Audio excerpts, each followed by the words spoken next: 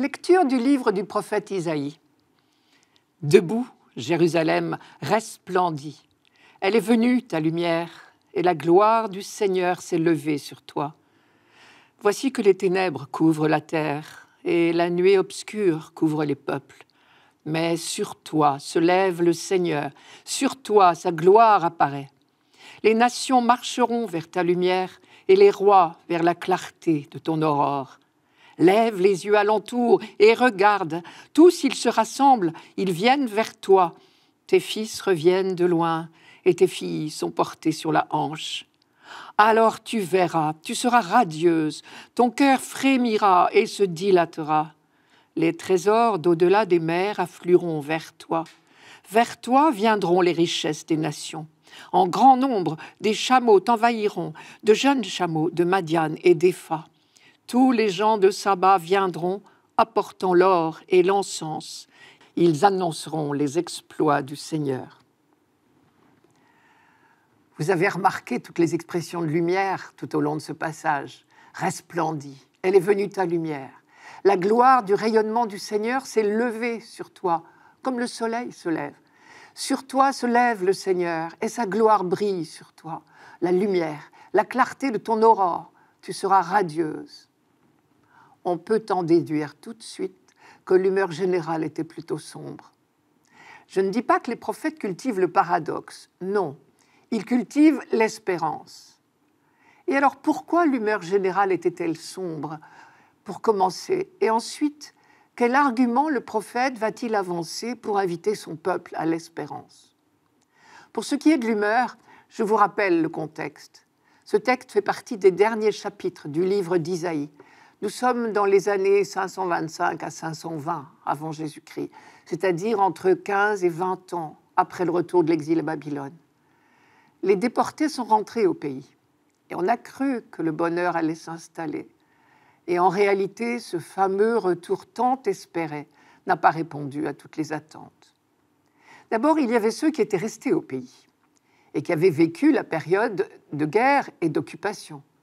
Ensuite, il y avait ceux qui revenaient d'exil et qui comptaient retrouver leur place et leurs biens.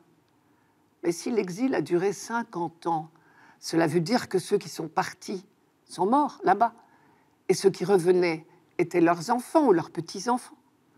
Cela ne devait pas simplifier les retrouvailles.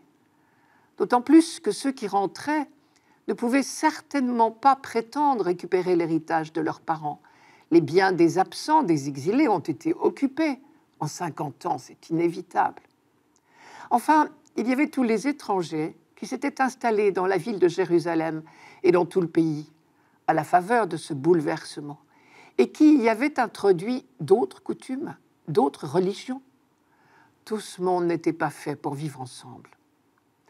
La pomme de discorde, ce fut la reconstruction du temple, car dès le retour de l'exil, autorisé en 538 par le roi Cyrus, les premiers rentrés au pays, nous les appellerons la communauté du retour, avaient rétabli l'ancien autel du temple de Jérusalem et ils avaient recommencé à célébrer le culte comme par le passé. Et en même temps, ils entreprirent la reconstruction du temple lui-même. Mais voilà que des gens qu'ils considéraient comme hérétiques ont voulu s'en mêler pour les aider. C'étaient ceux qui avaient habité Jérusalem pendant l'exil, mélange de juifs restés au pays et de populations étrangères, donc païennes, installées là par l'occupant. Il y avait eu inévitablement des mélanges entre ces deux types de populations et même des mariages. Et tout ce monde avait pris des habitudes jugées hérétiques par les Juifs qui rentraient de l'exil. Alors la communauté du retour s'est resserrée et elle a refusé cette aide qu'elle considérait dangereuse pour la foi. Le temple du Dieu unique ne peut pas être construit par des gens qui, ensuite, voudront y célébrer d'autres cultes. Comme on peut s'en douter, ce refus a été très mal pris, et désormais, ceux qui avaient été éconduits firent obstruction par tous les moyens. Fini les travaux, fini aussi les rêves de rebâtir le temple. Les années ont passé, on s'est installé dans le découragement. Mais la morosité n'est pas digne du peuple porteur des promesses de Dieu. Alors, pour regonfler le moral de ses contemporains, Isaïe leur parle d'avenir. Il leur rappelle leur vocation de peuple élu, Dieu compte toujours sur son peuple pour se faire connaître du monde entier. La grande vision d'une ville de lumière, décrite par le prophète, ne vise donc pas un triomphe politique. Car Isaïe précise bien que la lumière qui inonde la ville sainte, c'est la lumière du Seigneur lui-même. Je vous rappelle le texte. Debout, Jérusalem resplendit. Elle est venue ta lumière, et la gloire du Seigneur s'est levée sur toi. Sur toi se lève le Seigneur.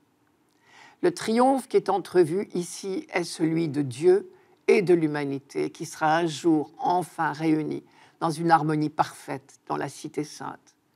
Mais cela passe par le redressement du peuple et la reconstruction de Jérusalem et du temple.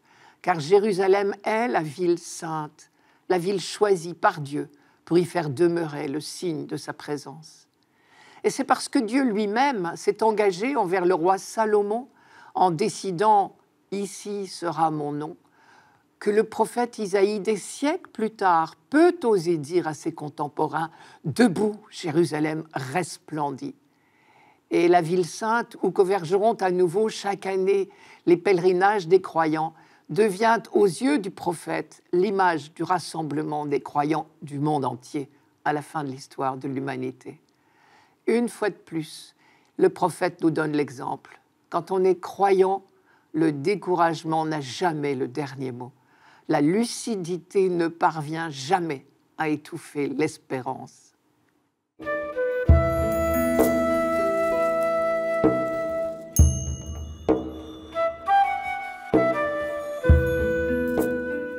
Psaume 71. Dieu, donne au roi tes pouvoirs, à ce fils de roi ta justice. Qu'il gouverne ton peuple avec justice, qu'il fasse droit aux malheureux. En ces jours-là, fleurira la justice, grande paix jusqu'à la fin des lunes. Qu'il domine de la mer à la mer et du fleuve jusqu'au bout de la terre. Les rois de Tarsis et des îles apporteront des présents. Les rois de Saba et de Séba feront leur offrande. Tous les rois se prosterneront devant lui, tous les pays le serviront. Il délivrera le pauvre qui appelle et le malheureux sans recours. Il aura souci du faible et du pauvre dont il sauve la vie. Imaginons que nous soyons en train d'assister au sacre d'un nouveau roi. Les prêtres expriment à son sujet des prières qui sont tous les souhaits, j'aurais envie de dire tous les rêves, que le peuple formule au début de chaque nouveau règne. Vœux de grandeur politique pour le roi, mais surtout vœux de paix, de justice pour tous. Les lendemains qui chantent, en quelque sorte. C'est un thème qui n'est pas d'aujourd'hui, on en rêve depuis toujours. Richesse et prospérité pour tous, justice et paix, et cela pour tous, d'un bout de la terre à l'autre. Or, le peuple élu a cet immense avantage de savoir que ce rêve des hommes coïncide avec le projet de Dieu lui-même. La Bible tout entière est traversée par cette espérance indestructible. L'histoire humaine a un but, un sens. Et le mot sens veut dire deux choses, à la fois signification et direction. Dieu a un projet. Et ce projet inspire toutes les lignes de la Bible, Ancien Testament et Nouveau Testament. Il porte des noms différents selon les auteurs. Par exemple, c'est le jour de Dieu pour les prophètes, le royaume des cieux pour saint Matthieu, le dessein bienveillant pour saint Paul. Mais c'est toujours du même projet qu'il s'agit. Comme un amoureux répète inlassablement des mots d'amour, Dieu propose inlassablement son projet de bonheur à l'humanité. Et tant qu'on a eu un roi en Israël, on a rêvé de voir monter sur le trône le roi idéal qui réaliserait ce projet. On se souvenait de la promesse du prophète Nathan au roi David, je cite, « Quand tes jours seront accomplis et que tu seras couché avec tes pères, je maintiendrai après toi le lignage issu de tes entrailles et j'affermirai sa royauté. Je serai pour lui un père et il sera pour moi un fils. Ta maison et ta royauté subsisteront à jamais devant moi. Ton trône sera affermi à jamais. » C'est dans le 2e livre de Samuel, chapitre 7. Et de siècle en siècle, cette promesse a été répétée, répercutée, précisée. À chaque sacre d'un nouveau roi, la promesse était redite sur lui et on se reprenait à rêver. Et ce psaume 71 particulièrement est vraiment la description de ce roi idéal. Par exemple, pouvoir et justice seront enfin synonymes. C'est déjà tout un programme. De nombreux pouvoirs humains tentent loyalement d'instaurer la justice et d'enrayer la misère, mais n'y parviennent pas.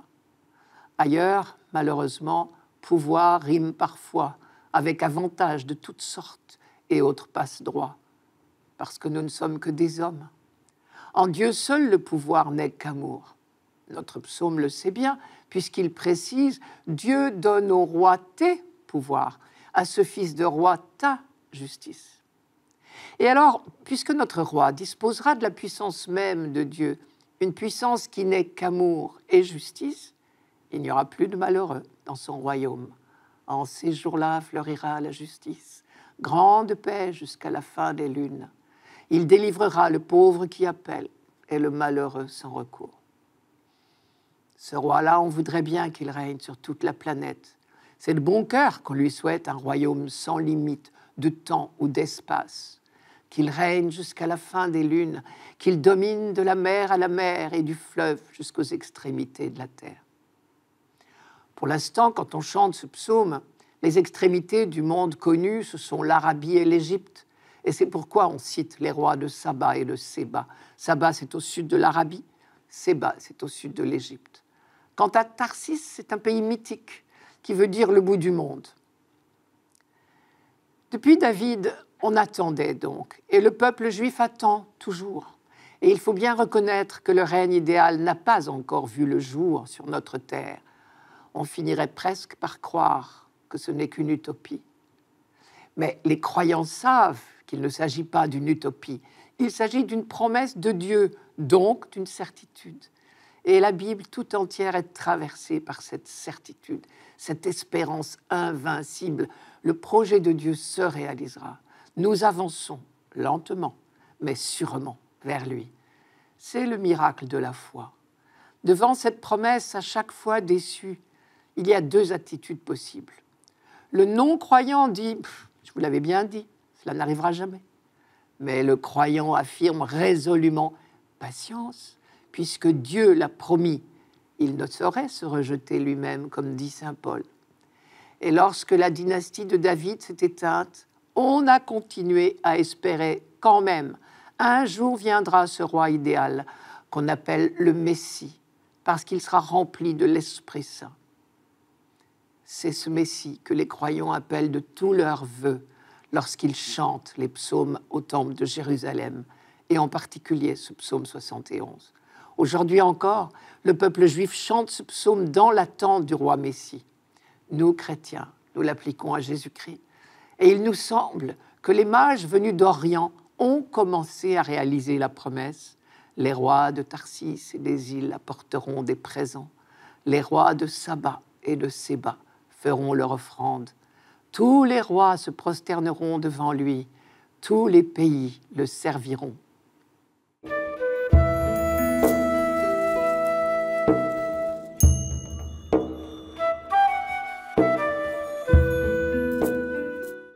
Lecture de la lettre de saint Paul apôtre aux Éphésiens.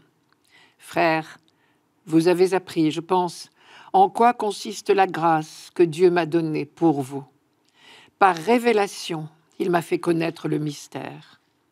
Ce mystère n'avait pas été porté à la connaissance des hommes des générations passées, comme il a été révélé maintenant à ses saints apôtres et aux prophètes dans l'Esprit. Ce mystère, c'est que toutes les nations sont associées au même héritage, au même corps, au partage de la même promesse dans le Christ Jésus, par l'annonce de l'Évangile. Par révélation, Dieu m'a fait connaître le mystère. Cette phrase peut nous aider à comprendre le mot « mystère » chez saint Paul. Pour saint Paul, le mystère, ce n'est pas un secret que Dieu garderait jalousement pour lui. Au contraire, c'est son intimité dans laquelle il nous fait pénétrer. Ce mystère, c'est-à-dire son projet, son dessein bienveillant, Dieu le révèle progressivement. Tout au long de l'histoire biblique, on découvre toute la longue, lente, patiente pédagogie que Dieu a déployée pour faire entrer son peuple élu dans son mystère. Nous avons cette expérience qu'on ne peut pas d'un coup tout apprendre à un enfant. On l'enseigne patiemment, au jour le jour, et selon les circonstances. On ne fait pas d'avance à un enfant des leçons théoriques sur la vie, la mort, le mariage, la famille, pas plus que sur les saisons ou les fleurs. L'enfant découvre la famille en vivant les bons et les mauvais jours d'une famille bien réelle. Il découvre les fleurs, une à une. Il traverse avec nous les saisons. Quand la famille célèbre un mariage ou une naissance, quand elle traverse un deuil, alors l'enfant vit avec nous ces événements et peu à peu, nous l'accompagnons dans sa découverte de la vie. Dieu a déployé la même pédagogie d'accompagnement avec son peuple et s'est révélé à lui progressivement. Pour saint Paul, il est clair que cette révélation a franchi une étape décisive avec le Christ. L'histoire de l'humanité se divise nettement en deux périodes, avant le Christ et depuis le Christ. Je cite Paul, « Ce mystère n'avait pas été porté à la connaissance des hommes des générations passées, comme il a été révélé maintenant à ses saints apôtres et aux prophètes dans l'Esprit. » À ce titre, on peut se réjouir que nos calendriers occidentaux décomptent les années en deux périodes, les années avant Jésus-Christ et les années après Jésus-Christ. Paul précise, toutes les nations sont associées au même héritage, au même corps, au partage de la même promesse dans le Christ Jésus. On pourrait dire encore autrement, l'héritage, c'est Jésus-Christ. La promesse, c'est Jésus-Christ. Le corps, c'est Jésus-Christ. Le dessein bienveillant de Dieu, c'est que Jésus-Christ soit le centre du monde, que l'univers entier soit réuni en lui. Dans le Notre Père, quand nous disons que ta volonté soit faite, c'est de ce projet de Dieu que nous parlons. Et peu à peu, à force de répéter cette phrase, nous nous imprégnons du désir de ce jour où enfin ce projet sera totalement réalisé. Donc le projet de Dieu concerne l'humanité tout entière, et non pas seulement les Juifs. Cette dimension universelle du plan de Dieu fut l'objet d'une découverte progressive par les hommes de la Bible. Mais à la fin de l'histoire biblique, c'était une conviction bien établie dans le peuple d'Israël, puisqu'on fait remonter à Abraham la promesse de la bénédiction de toute l'humanité. Vous vous rappelez, « En toi seront bénies toutes les familles de la terre », Genèse chapitre 12. Et le passage d'Isaïe que nous lisons en première lecture de cette fête de l'Épiphanie est exactement dans cette ligne. Bien sûr, si un prophète comme Isaïe a cru bon d'y revenir et d'y insister, c'est qu'on avait peut-être tendance à l'oublier. De la même manière, au temps du Christ, si Paul précise « Toutes les nations sont associées au même héritage, au même corps, au partage de la même promesse dans le Christ Jésus », c'est peut-être que cela n'allait pas de soi. Et là, nous avons un petit effort d'imagination à faire. Nous ne sommes pas du tout, nous, dans la même situation que les contemporains de Paul. Pour nous, au XXIe siècle, c'est une évidence. Beaucoup d'entre nous ne sont pas juifs d'origine et trouvent normal d'avoir part au salut apporté par le Messie. Pour un peu même, après 2000 ans de christianisme, nous aurions peut-être tendance à oublier qu'Israël reste le peuple élu. Parce que, comme dit ailleurs saint Paul, Dieu ne peut pas se rejeter lui-même. Mais au temps du Christ, c'était la situation inverse, juste inverse. C'est le peuple juif qui, le premier, a reçu la révélation du Messie. Jésus est né au sein du peuple juif. C'était la logique du plan de Dieu et de l'élection d'Israël. Les Juifs étaient le peuple élu. Ils étaient choisis par Dieu pour être les apôtres, les témoins, l'instrument du salut de toute l'humanité.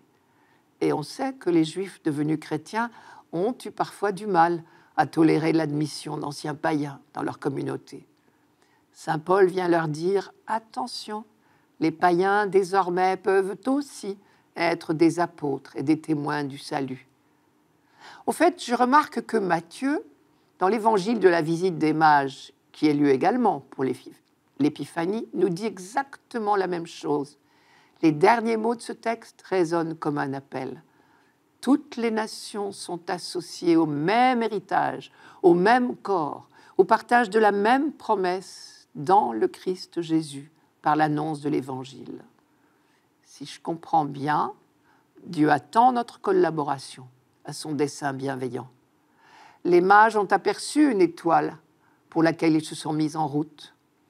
Pour beaucoup de nos contemporains, il n'y aura pas d'étoile dans le ciel, mais il faudra des témoins de la bonne nouvelle.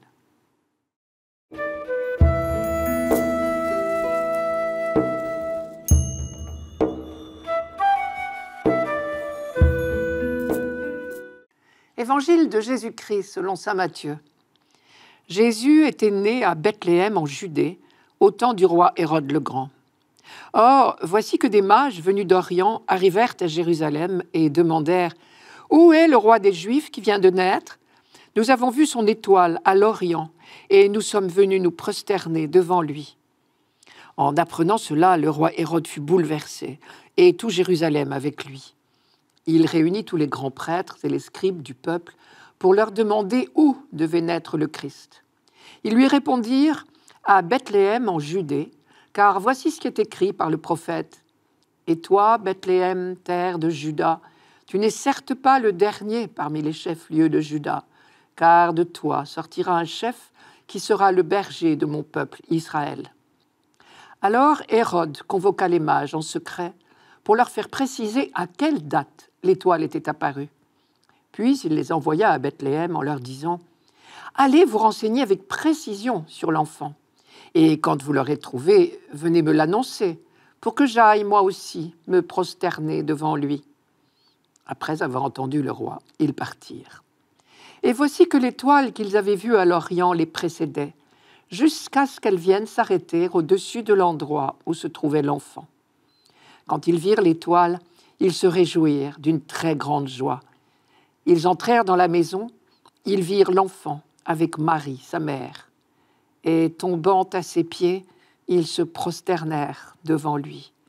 Ils ouvrirent leur coffret et lui offrirent leurs présents, de l'or, de l'encens et de la myrrhe. Mais avertis en songe de ne pas retourner chez Hérode, ils regagnèrent leur pays par un autre chemin. On sait à quel point l'attente du Messie était vive au temps de Jésus. Tout le monde en parlait. Tout le monde priait Dieu de hâter sa venue. La majorité des Juifs pensaient que ce serait un roi, ce serait un descendant de David. Il régnerait sur le trône de Jérusalem, il chasserait les Romains et il établirait définitivement la paix, la justice, la fraternité en Israël. Et les plus optimistes allaient même jusqu'à dire que tout ce bonheur s'installerait dans le monde entier. Dans ce sens, on citait plusieurs prophéties convergentes de l'Ancien Testament. D'abord celle de Balaam, dans le livre des Nombres, je vous la rappelle. Au moment où les tribus d'Israël s'approchaient de la terre promise, sous la conduite de Moïse, et traversaient les plaines de Moab, c'est aujourd'hui en Jordanie, le roi de Moab, Balak, avait convoqué Balaam pour qu'il maudisse ses importuns. Mais, au lieu de maudire, Balaam, inspiré par Dieu, avait prononcé des prophéties de bonheur et de gloire pour Israël. Et en particulier, il avait osé dire « Je le vois, je l'observe, de Jacob monte une étoile, d'Israël jaillit un sceptre. » Le roi de Moab avait été furieux, bien sûr, car sur l'instant, il y avait entendu l'annonce de sa future défaite face à Israël. Mais en Israël, dans les siècles suivants, on se répétait soigneusement cette belle promesse. Et peu à peu, on en était venu à penser que le règne du Messie serait signalé par l'apparition d'une étoile. Et c'est pour cela que le roi Hérode, consulté par les mages au sujet d'une étoile, prend l'affaire très au sérieux. Autre prophétie concernant le Messie, celle de Michée. « Toi, Bethléem, terre de Juda, tu n'es certes pas le dernier parmi les chefs-lieux de Juda, car de toi sortira un chef, qui sera le berger de mon peuple Israël. » Prophétie tout à fait dans la ligne de la promesse faite par Dieu à David, que sa dynastie ne s'éteindrait pas et qu'elle apporterait au pays le bonheur attendu. Saint Matthieu nous dit « Hérode fut bouleversé, et tout Jérusalem avec lui. c'est certainement une manière bien douce de dire les choses. Mettons-nous à la place d'Hérode. Il est le roi des Juifs, reconnu comme roi par le pouvoir romain, et lui seul. Il est assez fier de son titre et férocement jaloux de tout ce qui peut lui faire de l'ombre. Et voilà qu'on lui rapporte une rumeur qui court dans la ville. Des astrologues étrangers ont fait un long voyage jusqu'ici et il paraît qu'ils disent « Nous avons vu se lever une étoile tout à fait exceptionnelle. Nous savons qu'elle annonce la naissance d'un enfant roi tout aussi exceptionnel. » Le vrai roi des Juifs vient sûrement de naître. On imagine un peu la fureur, l'extrême angoisse même d'Hérode. Évidemment, il ne va pas montrer sa rage. Il faut savoir manœuvrer. Il a tout avantage à extorquer quelques renseignements sur cet enfant, sur ce rival potentiel. Alors il se renseigne. D'abord sur le lieu. Matthieu nous dit qu'il a convoqué les chefs des prêtres et des scribes et qu'il leur a demandé où devait naître le Messie. Et c'est là qu'intervient la prophétie de Michée. Le Messie naîtra à Bethléem. Ensuite, Hérode se renseigne sur l'âge de l'enfant, car il a déjà son idée derrière la tête pour s'en débarrasser. Il convoque les mages pour leur demander à quelle date au juste l'étoile est apparue. On ne connaît pas la réponse des mages, mais la suite nous la fait deviner, puisque en prenant une grande marge, Hérode fera supprimer tous les enfants de moins de 2 ans. Très probablement, dans ce récit de la venue des mages, Matthieu nous donne déjà un résumé finalement de toute la vie de Jésus. Dès le début, à Bethléem, il a rencontré l'hostilité et la colère des autorités politiques et religieuses. Jamais ils ne l'ont reconnu comme le Messie. Ils l'ont traité d'imposteur. Ils l'ont même supprimé, éliminé. Et pourtant, il était bien le Messie. Tous ceux qui le cherchent peuvent, comme les mages, entrer dans le salut de Dieu.